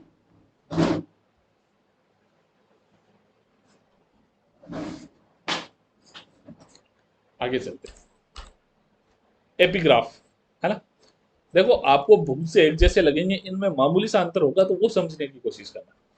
Epigraph is a short question, एक छोटा प्रश्न होता है, फ्रेज होता है और पोएम होती है, placed at the beginning of a book, chapter और ए लिटरेरी वर्क, है ना। It introduce the central theme, state और मूड। देखो एपिग्राफ का मतलब होता है एक छोटी सी लाइन, जो किसी किताब के आगे या कोई फिल्म शुरू होने से पहले या कोई प्ले शुरू होने से पहले लिखी जाती है या बोली जाती है, जो उसकी पूरी थीम को बता देती है। जैसे जैसे ये काम क्या आती है, ये सेट आती है, मतलब सेट ए टून और ए मूड, की एक टून और मूड सेट किया जाए, या सेंट्रल थीम को बताया जाए कि भाई जो प्ले या जो मूवी है उसकी सेंट्रल थीम क्या है। ये क्रिएट कर देती है डेप्थ और मिस्ट्री, है ना, या बॉर्डर आइडियाज या हिस्ट्री बताती है। जैसे देखो, you are all a lost generation, तुम सब एक खोई हुई जनरेशन हो, ठीक है। अब ये किताब के पहले लिखा है, किसने लिखा है ना, फ्रॉम ग्रूटनस्टेन used by Ernest Hemingway, Hemingway नाम के लेखक है, उन्होंने अपनी किताब के आगे लिखा है। तो बस एपिग्राफ का मतलब होता है एक छोटी सी लाइन, जो किसी किताब, किसी फिल्म या किसी भी चीज के आगे लिखी जाए। एक और देख लो, लॉयर, आई सपोज आई, है ना, I suppose I were children once, है ना। आगे देख लो, behind every great fortune there is a crime, कि हर बड़ी वेल्थ के पीछे क्राइम होता है। अब उसके पीछे आप, है ना, मारियो पुजो, ठीक है, द गॉड फादर, सीधी सी बात है, ये बहुत शानदार मूवी है, अगर आप देखना चाहो तो देख सकते हो, द गॉड फादर, ठीक है। अब सीधी सी बात है, एक लाइन बोल दी कि हर बड़ी दौलत के पीछे एक क्राइम होता है। तो अब ऐसी करके एक फिल्म बता दी जाए, मान लो ऐसी लाइन बोल के पूरी फिल्म बनाई जाए, जिसमें एक आदमी होता है वो क्राइम कर करके बहुत सारा पैसा कमा लेता है ना। तो ऐसी फिल्म, मतलब एक टून या एक मूड सेट करने के लिए एक लाइन बोली जाती है फिल्म या नोवेल की शुरुआत में, उसे बोलते हैं अपन एपिग्राफ। आगे चलते हैं। The word break everyone and afterward many are strong at the broken places, है ना, कि भाई दुनिया है वो हर किसी को तोड़ती है, लेकिन कुछ टूटने के बाद भी मजबूत रह जाते हैं। तो सीधी सी बात है, कुछ ऐसी लाइनें हैं जो क्या है बोली जाती है किसी किताब के आगे या किसी और चीज के बारे में, तो आपको क्या होता है वो पहचानिए, और इससे सवाल नहीं आते, है ना, इससे सवाल नहीं आते। आज तक मैंने तो देखा नहीं है, आपने देखा हो तो बता देना, और आप पहचान जाओगे, है ना, पहचान जाओगे। अब है रिटोरिकल क्वेश्चन, यानी ऐसा क्वेश्चन जिसका आपको जवाब तो पता होता है ना। जैसे मान लो, जैसे मैंने आपको उदाहरण दिया था, लेकिन मैं फिर भी बता देता हूँ कि भाई, हाँ, कि आपका दोस्त है ना, वो पुलिस में, ठीक है, अब उसके घर पे चोरी हो गई। अब आप उसके घर पे जाओ और जाते ही बोलो कि यार तू पुलिस में नहीं है, मतलब मजाक क्रिएट करने के लिए, उसका मजाक उड़ाने के लिए आपने एक ऐसा प्रश्न पूछा जिसका उत्तर आपको पता है पहले से, कि यार तू पुलिस में नहीं है, यानी वो पुलिस में और उसके घर पे ही चोरी हो गई, तो ये तो हंसी की बात है ना। तो रिटोरिकल क्वेश्चन क्या आता है, एक ड्रामा, इंटेंसिटी, प्रिसुएशन ऐड करने के लिए आता है। आप उदाहरण के तौर से अच्छा समझोगे कि रिटोरिकल क्वेश्चन क्या होता है ना। सीधी सी बात है, कोई पूछे यार इज द स्काई ब्लू, क्या आसमान नीला है ना, तो सीधी सी बात है ये सभी को पता है, लेकिन ये क्या है, मतलब उस तरफ ध्यान खींचने के लिए होती है ये बात, है ना। यहाँ जैसे एक बात है, हु डजंट वांट सक्सेस, अब आप मान लो ये बात बोलो कि यार सक्सेस किसे नहीं चाहिए, तो असल में आपको ये क्वेश्चन नहीं पूछ रहे कि असल में सक्सेस किसे नहीं चाहिए, आपको पता है आप ये कहना चाहते हो कि यार सभी को है ना सक्सेस चाहिए। तो ये होता है रिटोरिकल क्वेश्चन, यानी ऐसा क्वेश्चन जो असल में एक प्रश्न नहीं है, एक जवाब ही है ना। Do I look I care, क्या तुझे लगता है कि मैं इन चीजों को महत्व देता हूँ, मतलब सीधी सी बात कहने का मतलब ये है कि मैं इन चीजों को महत्व नहीं देता, है ना। जैसे मान लो मार्केट में मैं और मेरा दोस्त जा रहा हूँ, अब कोई मेरे को ये बोले कि यार फलानी लड़की तेरी तरफ देख रही है, तो देखो हम उस उम्र से ऊपर उठ चुके हैं कि अब इन चीजों से हमें फर्क नहीं पड़ता। I honestly don't care about this thing. तो अब मान लो मेरा वो दोस्त बोले कि यार तेरे को वो लड़की देख रही है, तो मैं क्या बोलूंगा, do I look like I care, यार तेरे को ऐसा लगता है कि मेरे को इन चीजों से फर्क पड़ता है ना। अब जैसे हमेशा ये बोला जाता है कि भाई पैसे से खुशियां नहीं खरीदी जा सकती, लेकिन असल में खरीदी जा सकती है ना। तो आप सीधे से सवाल पूछते हो, कैन मनी बाय हैप्पीनेस, क्या पैसे खुशियां खरीद सकते हैं, तो असल में मतलब है कि हाँ भाई खरीद सकते हैं, ठीक है। जैसे मान लो कि आपकी माताश्री है, ठीक है, उनके पास टूटा हुआ सा मोबाइल है, आपके पास पैसे हैं, आपने अपनी माताश्री को एक नया मोबाइल ला के दिया, तो वो पूरा दिन खुश रहेगी। अगर वो एक दिन भी खुश रहेगी ना, तो आपके तो 2-3 महीने खुशी में चले जाएंगे। या आपके पिताजी है, उनको आपने एक महंगी सी राडो की घड़ी गिफ्ट कर दी, तो अब आपके पास पैसा था तभी तो आपने राडो की घड़ी अफोर्ड की जो 2-2.5 लाख रुपए की आती है ना। तो वो बात। आगे देखो, aunt you ashamed of your self, क्या तुम में शर्म नहीं आती। मान लो कोई लड़का है, वो लड़की छेड़ते हुए पकड़ा गया, तो 5 लोग पूछेंगे अरे तुम्हें शर्म को नहीं आवेगी, तो असली में वो उसे ये थोड़ी पूछ रहे हैं कि भाई तू बता मेरे को, तेरे को शर्म आती है कि नहीं। असल में उनको वो ये जताना चाहते हैं कि ये शर्म आने लायक काम है ना। तो ऐसे क्वेश्चन जो असल में क्वेश्चन नहीं होते, जिनका जवाब असल में नहीं दिया जाता, उनको रिटोरिकल क्वेश्चन बोलते है ना। आगे चलते हैं। एक्सक्लेमेशन, देखो ये एक सेंटेंस का प्रकार भी होता है ना, सेंटेंस का प्रकार भी होता है। आपने पढ़ा होगा कि जब भी आपको कोई strong emotion, strong surprise, strong दुख, या मतलब आपका कोई भी स्ट्रॉन्ग इमोशन आपको दर्शाना हो, तो आप एक्सक्लेमेशन का यूज लेते हो, है ना, एक्सक्लेमेशन मार्क का यूज लेते हो। यानी आप बताते हो अगले को यार मैं दुखी हूं क्या हूं, और उसमें अक्सर ये मार्क यूज होता है, ये ध्यान रखना। यानी स्ट्रॉन्ग आपका कोई इमोशन हो, आपके कोई मतलब मजबूत आपकी कोई भावनाएं हो, उनको दर्शाना हो, तो आप एक्सक्लेमेशन का यूज लोगे, और एक्सक्लेमेशन का यूज लेने के लिए एक्सक्लेमेशन मार्क यूज होता है। जैसे उदाहरण के तौर पे समझो, व्हाट ए ब्यूटीफुल मॉर्निंग, है ना, what a beautiful morning, what a beautiful morning. तो देखो व्हाट आ गया, है ना, व्हाट आ गया, ए आ गया, ब्यूटीफुल मॉर्निंग, अब एंड में आ गया एक्सक्लेमेशन मार्क। अब आप कह रहे हो क्या खूबसूरत सुबह है ना, या क्या खूबसूरत सुबह है, तो आप असल में ये कहना चाहते हो कि यह सुबह बहुत ज्यादा खूबसूरत है ना। लेकिन अपनी भावनाओं को और अच्छे से एक्सप्रेस करने के लिए आपने इसे इस तरह से बोला है। How terrible is this, how terrible is this, यानी यह कितना बुरा है, असल में यह बहुत ज्यादा बुरा है ना। लेकिन अपनी भावनाओं को दर्शाने के लिए आप बोल रहे हो कि यह कितना बुरा है। ठीक है, आगे चलते हैं। अल्लाह ही इज नो मोर, दुख की बात है कि वह अब नहीं रहा। असल में यह बहुत ज्यादा दुख की बात है कि वह अब नहीं रहा। जैसे अल्लाह हुर्रा ब्रावो ऐसे वर्ड भी एक्सक्लेमेशन सेंटेंस के साथ आते हैं, है ना। ब्रावो, वेल डन, यानी बहुत अच्छे, वेल डन, यानी ये मतलब अप्लोज के लिए आप बंदे की तारीफ कर रहे हो, इसलिए आपने ये शब्दों का उपयोग किया। Oh no I forget my keys, अरे नहीं मैं अपनी चाबी भूल गया। तो इसका मतलब ये है कि ये बहुत दुख की बात है, ये बहुत ग्रीफ की बात है कि यार मैं मेरी चाबी भूल गया, मेरे को वापस जाना पड़ेगा। तो अपने इमोशंस को दर्शाने के लिए आप एक्सक्लेमेशन मार्क का यूज देते हो और एक्सक्लेमेशन सेंटेंस बनाते हो, है? आगे चलते हैं। लिटोटस, अब ये चीज ध्यान रखना, ये अच्छी चीज है। लिटोटस है, litotes is a figure of speech in which a idea express by denying its opposite, है ना। It's a form of understatement use to emphasis a point और बी पोलाइट और आयरोनिक और मॉडेस्ट, ठीक है। जैसे मान लो लिटोटस का मतलब होता है किसी बात को कम करके कहना, है ना, किसी बात को इस तरह से कहना कि यार सामने वाले को बुरा ना लग जाए। जैसे मान लो कोई मोटा है ना, कोई मोटा है तो उसको मोटा नहीं बोलना, उसको ये बोलना कि यार तू पतला नहीं है, तो इसका मतलब अपने आप हो गया वो मोटा है ना। या मान लो कोई भाई आ, कोई बद्धा है, बद्धा दिख रहा है ना, तो अपन कहा यार तुम इतने ज्यादा खूबसूरत नहीं दिख रहे। तो बस बात को कम करके कम आंक के बताना ताकि अगले को बुरा ना लगे, ठीक है। तो देखो sound humble, modest and ironic, ironic sound करने के लिए, हम्बल साउंड करने के लिए या मोलेस्ट मोडेस्ट साउंड करने के लिए इसका यूज होता है। थोड़े देख लो, जैसे सी इज नॉट बैड लुकिंग, यार वह बुरी नहीं दिखती, इसका मतलब है वह बहुत ज्यादा खूबसूरत है ना, लेकिन अपन ने कम करके आंका है इसीलिए इसको बोलते हैं लिटोटस, है ना। लिटोटस याद रखना, लिटोटस। इट वॉजंट टेरिबल मूवी, यार वो बुरी फिल्म नहीं थी, इसका मतलब फिल्म अच्छी थी, है ना, फिल्म अच्छी थी। जैसे किसी के बारे में आप बोलो ही इज नो फूल, यार वो मूर्ख नहीं है, इसका मतलब वो समझदार है, वो समझदार है। यू आर नॉट रॉन्ग, मतलब कोई सही हो तो आप कहोगे हाँ यार तू गलत नहीं है, इसका मतलब तू सही है ना। इसका क्या मतलब है, तू सही है। इट इज नॉट इम्पॉसिबल, यह असंभव नहीं है, इसका मतलब यह संभव है। तो सीधी सी बात है, लिटोटस का मतलब है कम करके आंकना, या फिर क्या कि एक तरह से अपोजिट बात बोलना, है ना। Not plus opposite, not plus opposite. मैं उम्मीद करता हूं आपके समझ में आ रहा होगा।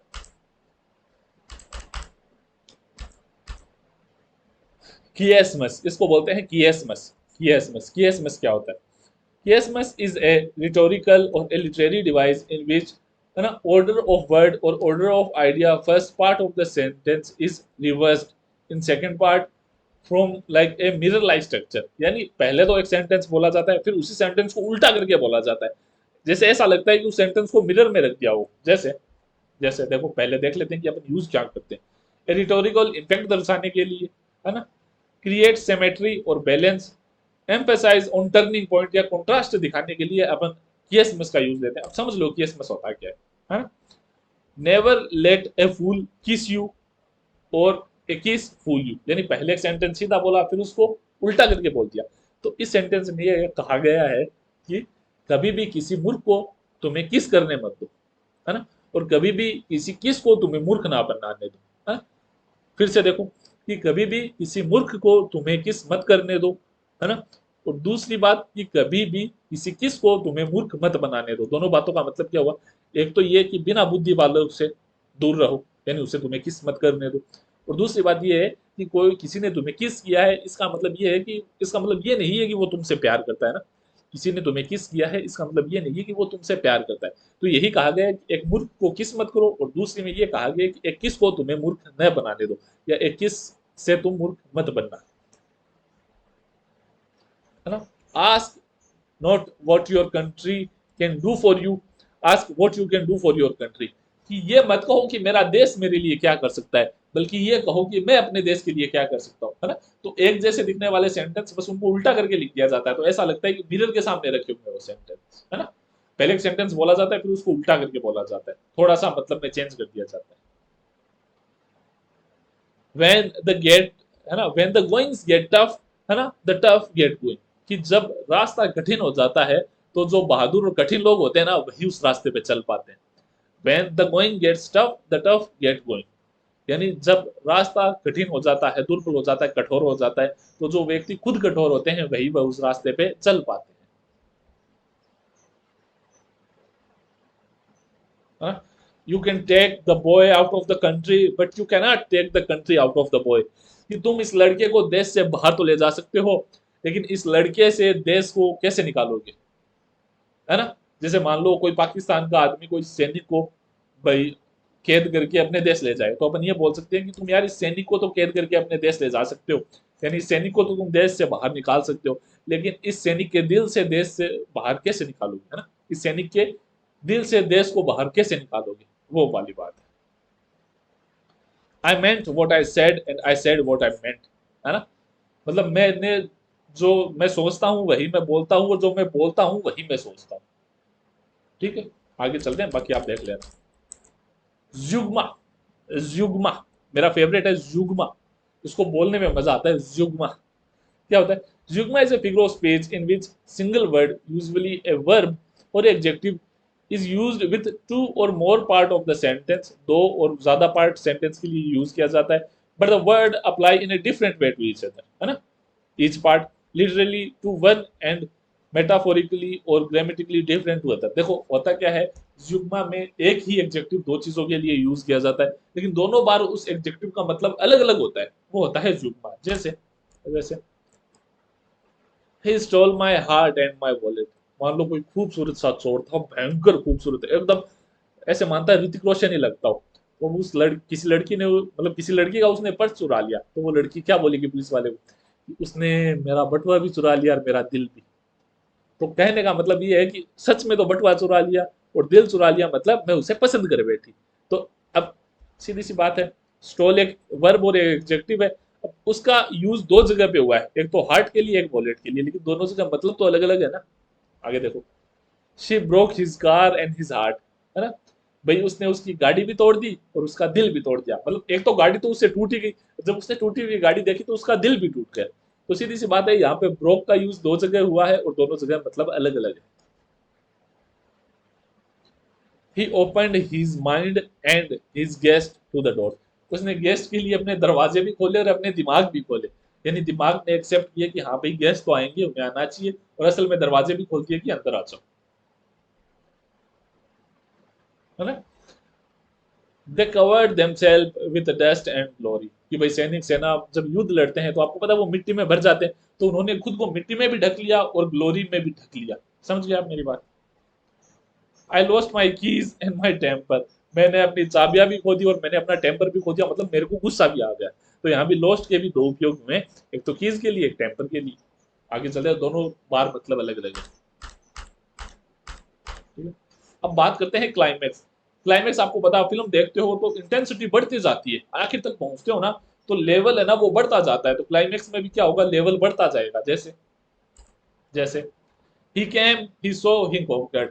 वह आया, उसने देखा और उसने जीत लिया। तो देखो पहले सबसे छोटा काम हुआ, वह आया, फिर उससे थोड़ा सा ज्यादा काम हुआ कि उसने चारों तरफ देखा और फिर उसने जीत लिया, है ना। आगे देखो, it's a bird, it's a plane, it's a superman. ये जैसे मतलब आप पुरानी फिल्मों में देखते हो ना, तो जैसे मतलब ये एक फेमस लाइन है कि वो लोग है ना वो आसमान में देखते हैं, तो कोई तो कहता है वो प्लेन है, नहीं कोई कहता है वो चिड़िया है, फिर लोग कहते हैं अरे वो तो सुपरमैन है।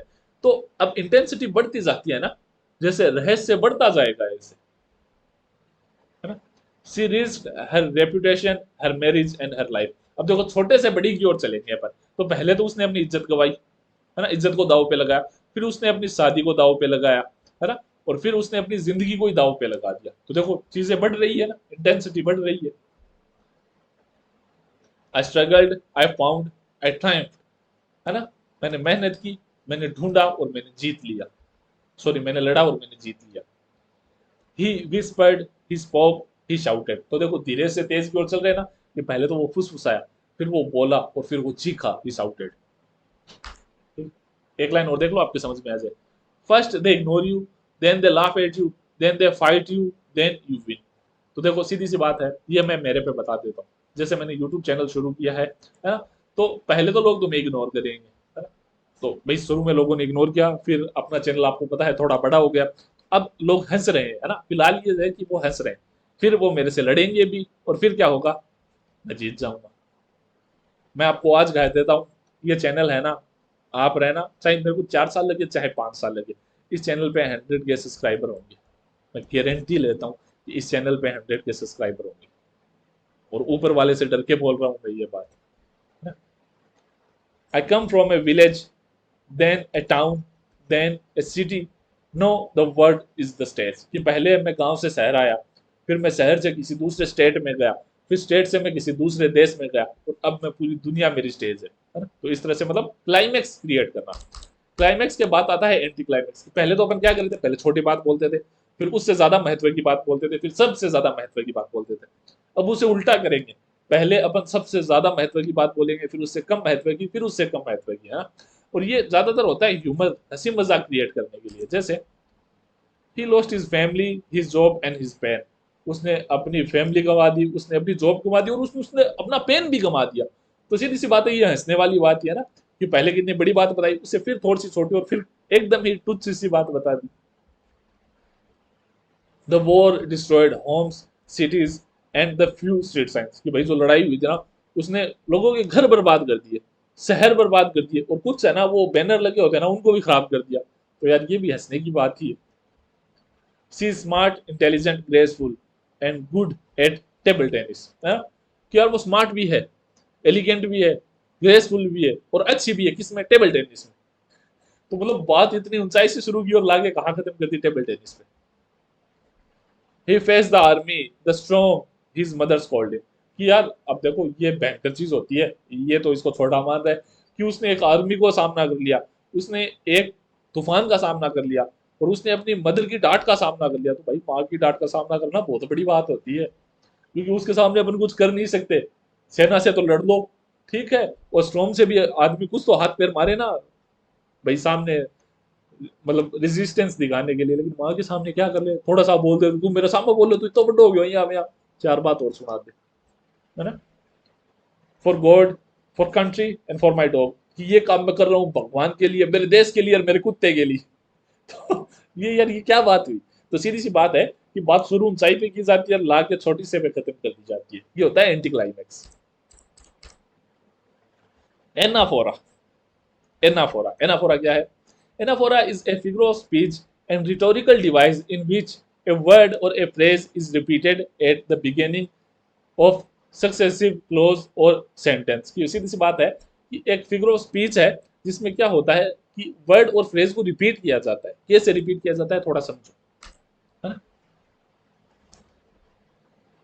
I have a dream, I have a dream, I have a dream. ये एनाफोरा और रिपीटेशन एक ही चीज है, मैं आपको बता देता हूँ, ठीक है। It was the best of the time, it was the worst of the time.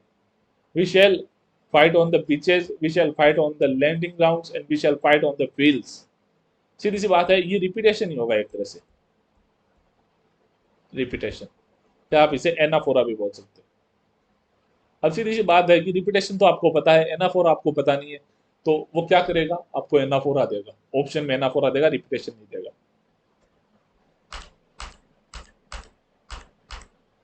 Irony. Irony का मतलब होता है जैसे भाई उल्टी बात करना। आप कहना यार तू उल्टी बात ना करे आगे। जैसे आपका दोस्त बहुत मोटा है, ठीक है, वो चल के आ रहा है कि यार आज तो पतलो, आजकल तो पतलो हो गया तू, है ना। तो ये होती है आयरनी। ये सार्केज्म भी होता है, ये आयरनी भी होता है।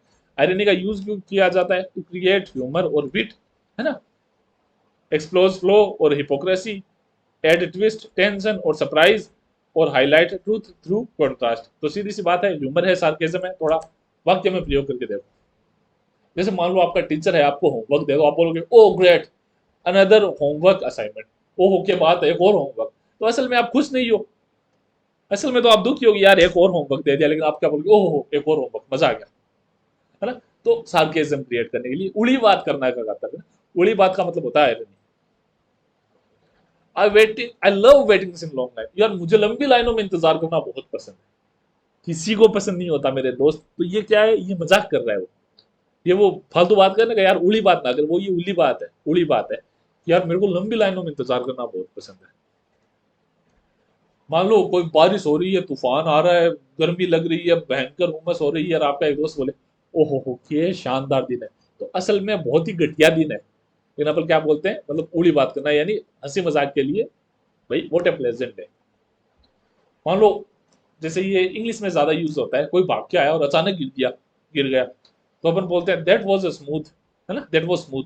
यार क्या बात है, क्या स्टाइल ही तेरी, आप कहा ना क्या स्टाइल है। या मान लो कोई आ रहा है आके पड़ जाए, गिर जाए, तो अपन बोलते हैं क्या स्टाइल है। तो अंग्रेज बोलते हैं दैट वाज स्मूथ। ठीक है। और कोई लेट आवे, मान लो आप थे दिन कहो 11 बजे हो, और वो आवे 12 बजे, तो वो आते ही देखो ना, अरे यार बड़ी जल्दी आ गई हो, है ना, बहुत जल्दी आ गया यार, तू इतनी जल्दी कैसे आया। तो ये क्या है, ये है irony, you are so early. Irony एक और है कि a fire station burn down, कि जैसे मान लो अग्निशामक यंत्र होता है ना, या फायर स्टेशन होता है, जो आग बुझाने वाले लोग हैं, उनका ऑफिस ही जल जाए, तो अब उससे ज्यादा आयरनी की बात क्या होगी, उससे ज्यादा उड़ी बात क्या होगी कि जो खुद आग बुझाने का काम करते हैं उनका स्टेशन ही जल गया है। या a pilot has a fear of height, एक प्लेन उड़ाने वाले बंदे को ऊंचाइयों से डर लगता है, ये भी हंसी की बात है ना। या एक traffic cop gets his licence suspended for reckless driving, कि भाई एक ट्रैफिक कॉप होता है यानी ट्रैफिक हवलदार होता है, उसका ही लाइसेंस जब्त हो जाए गलत ड्राइविंग के कारण, तो ये भी हंसी की बात ही है। अब आयरनी भी कई प्रकार की होती है, जैसे वर्बल आयरनी। वर्बल आयरनी में क्या होता है, व्हेन स्पीकर से something but mean the opposite. Verbal irony का मतलब होता है साफ साफ उड़ी बात, है ना। वर्बल आयरनी का मतलब होता है उड़ी बात, उड़ी बात। मतलब आप जो मैंने अभी पीछे सारे उदाहरण दिए वो लगभग वर्बल आयरनी के थे, यानी उड़ी बात के थे। जैसे वेदर खराब हो, मौसम खराब हो और आप बोलो लवली वेदर इजंट इट, यार ये शानदार मौसम है, होनी है ना। या मान लो आप टेस्ट में फेल हो जाओ, तो आप बोलो O fantastic I failed the test, और इतनी शानदार बात है, मैं तो टेस्ट में फेल हो गया। असल में तो दुख की बात है ना। तो ये होती है वर्बल आयरनी। अब दूसरी होती है ड्रामेटिक आयरनी। ड्रामेटिक आयरनी क्या होती है कि when the audience know something of the character does not. जैसे आप कोई मूवी देख रहे हो, अब आपको पता है कि हीरो के बाप को किसने मारा है, ये आपको शुरुआत में दिखा दिया कि जो हीरो की गर्लफ्रेंड है ना, उसी ने हीरो के बाप के मारा है। अब पूरी फिल्म में हीरो ये ढूंढता फिर रहा है कि मेरे बाप को किसने मारा, उसके साथ उसकी गर्लफ्रेंड घूम रही है। लेकिन अपन जो ऑडियंस है उसको अपने को पता है कि यार हीरो की गर्लफ्रेंड ने ही हीरो के बाप को मारा है। तो ये होती है ड्रामेटिक आयरनी, है ना। जैसे in Romeo and Juliet the audience know that Juliet is alive but Romeo believe that she is dead. असल में होता क्या है रोमियो एंड जूलियट में, जब उनके परिवार दोनों उनके प्यार के खिलाफ होते हैं ना, तो जूलियट क्या करती है, एक ऐसी दवा खा लेती है जिससे उसकी हार्ट बीट धीरे हो जाती है एकदम, और उसकी नाड़ियां रुक जाती है। तो देखने वाले को लगता है कि असल में वो मर गई है। असल में वो नहीं मरी होती, वो घर से भागने के लिए ये प्लान करती है।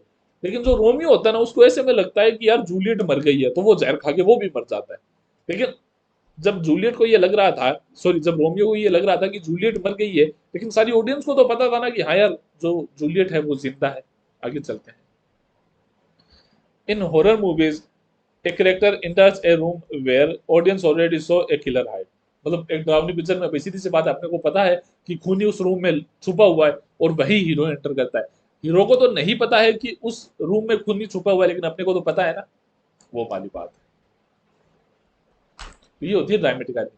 अब आती है सिचुएशन आयरनी, है ना, कि भाई जिस चीज से आप जिस चीज की उम्मीद करते हो उससे अलग हो जाए। जैसे अभी थोड़ी देर पहले मैंने एक उदाहरण बताया था कि भाई जो फायर स्टेशन है उसी में आग लग जाए, यानी जो लोग आग बुझाने का काम करते हैं उन्हीं की गाड़ी, मतलब उन्हीं का ऑफिस जल जाए, तो ये हंसी की बात होगी। हाँ, ए लाइफ गार्ड ड्राउन, जैसे आप कभी स्विमिंग पूल में या समुद्र में नहाने जाओगे ना, तो लाइफ गार्ड की ड्यूटी होगी, यानी ऐसे लोग जो लोगों को डूबने से बचाते हैं, वो होते हैं लाइफ गार्ड। ठीक है, अब वो खुद डूब के मर जाए तो ये भी एक ड्रामेटिक आयरनी होती है। हाँ? A anti technology blogger writes his post using the latest smartphone. होता क्या है कि कुछ लोग आप देखते हो कि टेक्नोलॉजी के खिलाफ बोलते हैं।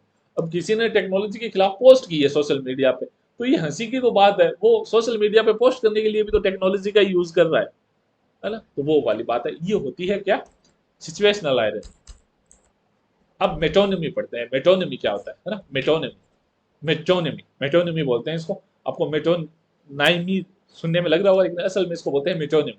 मेटोनिमी, मेटोनिमी क्या होती है, मेटोनिमी होती है, देखो, a figure of speech in which one word or phrase is substituted with another word that is closely associated with it। कि किसी चीज के लिए, है ना, किसी चीज के लिए दूसरी चीज का नाम लेना, किसी चीज के लिए दूसरी चीज का नाम लेना। जैसे the pen is mightier than the sword, है ना। तो देखो यहाँ पे पेन का मतलब है राइटिंग या एक लेखनी है, वो तलवार या एक सेना से ज्यादा पावरफुल होती है, असली में तो ये कहना चाहते हैं। लेकिन अपन ने ये बात कही क्या कि जो लेखनी है उससे सबसे पास वाली चीज क्या है, पेन। तो अपने लेखनी के लिए तो पेन यूज ले लिया, और पुलिस फोर्स के लिए अपने तलवार यूज ले ली। समझ गए। जैसे the crowd will decide your fate, अपन बोलते हैं कि अब तो ताज ही तुम्हारी किस्मत डिसाइड करेगा। तो ताज का मतलब है राजा। लेकिन राजा को अपन कैसे पहचानते हैं, ताज से पहचानते हैं ना, तो अपन ने राजा की जगह ताज ही नाम ले दिया। समझ गए आप मेरी बात। ये होती है मेटोनिमी, कि उसकी सबसे करीबी रिलेटेड चीज है ना, उसका नाम ले देना। जैसे Hollywood is producing better films now, तो सीधी सी बात है कि आपको पता है कि भाई अमेरिकन फिल्म्स है, वो अच्छी फिल्में बना रही है, डायरेक्टर अच्छी फिल्में बना रहे हैं, लेकिन वो आ तो सारी हॉलीवुड के थ्रू रही है ना, तो अपन नाम ले लेते हैं कि हॉलीवुड अच्छी फिल्में बना रहा है आजकल। The white house issued A statement today. अब सीधी सी बात है, व्हाइट हाउस का मतलब क्या होता है, कि व्हाइट हाउस ने आज एक स्टेटमेंट है वो पब्लिश किया है। असल में तो प्रेसिडेंट पब्लिश करता है ना। जैसे अपन बोलते हैं ऐसे कि यार कि भाई बीजेपी ने ना, है ना, बीजेपी ने आज ये काम कर दिया, तो असल में तो बीजेपी के अंदर कोई लोग है, उसने वो काम किया है। अब मेरी बात समझिए। जैसे मैं बोल दूं कि उदाहरण के तौर पे बताऊं आपको कि आज ट्रैफिक पुलिस ने मेरा चालान काट दिया, है ना। असल में तो किसी हवलदार ने काटा होगा मेरा चालान, लेकिन मैं जो जिस चीज से वो जुड़ा हुआ है उसका नाम ले दिया। तो मैंने क्या बोल दिया कि आज तो यार ट्रैफिक पुलिस ने मेरा चालान काट दिया। असल में तो किसी हवलदार ने काटा है, जिसका वो स्पेशल नाम होगा, है ना। जैसे मान लो उसका नाम हो घनश्याम, तो असल में तो मैं ये कहूँ कि घनश्याम ने मेरा चालान काटा, लेकिन मैं क्या बोल रहा हूँ कि ट्रैफिक पुलिस ने मेरा चालान काट दिया। आगे चल, है ना। तो ये होती है मेटोनिमी। अब आपको बताता हूँ सेनोडी की, है ना, सेनेडे की, सॉरी सेनेडे की। अब ये आपको देखने में मेटोनिमी जैसी लगेगी, लेकिन इसमें होता क्या है, वो तो उससे मतलब पास जुड़ी हुई किसी चीज का नाम देता है, लेकिन यहाँ पे अपन उससे जुड़ी हुई चीज का ही नाम लेते हैं। जैसे मैं मान लो कि उदाहरण के तौर पे, जैसे मैं मेरी बात कर रहा हूँ, लेकिन मेरा नाम नहीं, लेकिन मैंने अपने हाथों का नाम ले दिया। आप उदाहरण से अच्छा समझोगे, मैं आपको उदाहरण से समझा देता हूँ। जैसे ऑल हैंड्स ऑन डेक, है ना। ऑल हैंड्स ऑन डेक मतलब ये होता है कि जितने भी क्रू मेंबर है ना, वो सारे चाहिए मेरे को। ऑल हैंड्स ऑन डेक यानी जितने भी लोग हैं वो सारे काम करेंगे। ऑल हैंड्स ऑन डेक, है ना। तो हाथ किससे, लोगों से ही तो जुड़े हुए हैं, तो यहाँ पे फिजिकल कनेक्शन है दोनों के बीच, है ना। भौतिक कनेक्शन होता है, ये चीज ध्यान रखना। भौतिक कनेक्शन होता है, अपन जिस चीज का भी नाम ले रहे हैं ना, वो भौतिक रूप से उस चीज से जुड़ी हुई होगी। नाम दूसरी चीज का लेंगे अभी भी, लेकिन वो उससे जुड़ी हुई होगी। जैसे he has many mouths to feed, भाई मतलब उसे बहुत से मुंह को खिलाना है। असल में तो बहुत से लोगों को खिलाना है, लेकिन उन लोगों का ही तो मुंह है, असली में तो वो मुंह उन लोगों से जुड़ा हुआ है। मेटोनमी में असली में जुड़ा हुआ नहीं होता, है ना। मतलब कनेक्शन होता है, लेकिन वो फिजिकल कनेक्शन नहीं होता। यहाँ पे मुंह लोगों का ही तो है। इसलिए भाई सीधी सी बात है कि children of the family. The hired hand didn't show up. Hired hand का मतलब होता है कि भाई हायर्ड किए हुए हाथ, हाथ यानी किसी मजदूर, तो वो हाथ तो मजदूर के ही थे ना, मजदूर से जुड़े हुए ही थे। मेटोनिमी में असली में ऐसा नहीं होता। मेटोनिमी में अपन ऐसा बोल सकते हैं कि हायर की हुआ फावड़ा नहीं आया, तो भाई फावड़ा तो मजदूर ही यूज लेगा। लेकिन मेटोनिमी में तो वहां आपने फावड़ा शब्द यूज ले लिया। लेकिन सेनेडकी में अपन ने क्या किया कि हायर्ड हैंड, कि जो हाथ अपन ने किराए पे लिए थे वो नहीं आए। मैं उम्मीद करता हूँ आप मेरी बात समझ रहे होगी।